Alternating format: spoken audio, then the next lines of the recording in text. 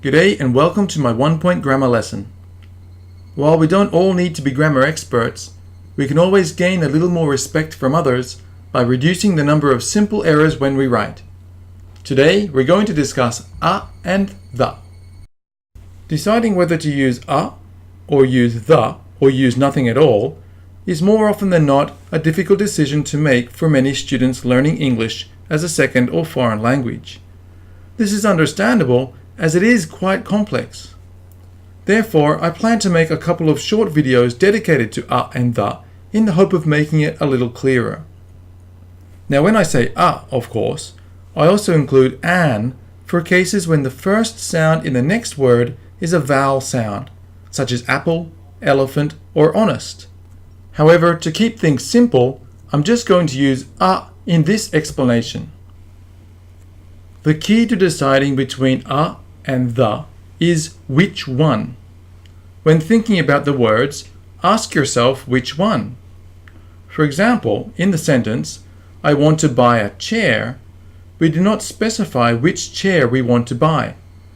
But if we say I want to buy the chair, it is not complete. We need to add more to the sentence. I want to buy the chair I saw on television this morning would be a perfect sentence. Likewise, if I said, I want to buy a chair I saw on television this morning, I am saying that I saw many chairs on television this morning, and I just want to buy one of them. I don't care which one. Let's look at another example. Say you said, may I have a cup of tea? In this case, you don't particularly care which cup of tea you have, you just want to drink some tea. So you would use a. However, if you want to be specific about which cup of tea you want to drink, you need to use the and add a little more information. May I have the cup of tea you are drinking? You are clear about which cup of tea you want, perhaps even pointing to it, so the is more appropriate here. Here is one final example. Could you pass me a black pen? Again, as I hope you would have worked out by now, this means you don't care which black pen, you just want one.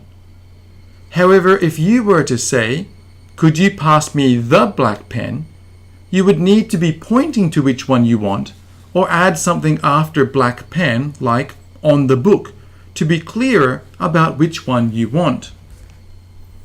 I understand it's a little tricky. For now, just try to remember to check whether which one is clear or not before deciding to use a or the.